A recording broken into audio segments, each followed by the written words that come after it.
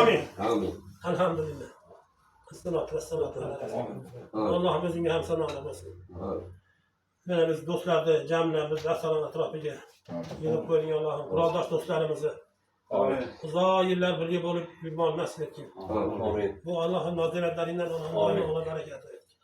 Bugün bana dostumuzu, sanatçı olup Azam canını, tabanın ayamlarını yığıldı Allah'ım. Dostumuzun ümrü gerisi bereket et. Bu kılege insanların ihsanı mahkullarladı. Aile azarı geçtik, amanı gerisi. Yaptığımızda ona handı, ümrü gerisi bereket verin. Uzağa yıllar bizlerge ne veriyor, çevrelere baş olup dua gör bir mali nasip etti. Hemmemiz Allah akımetimizi yok etmesin. Allahümme salli ve sellim ve barekele. Rahmetike.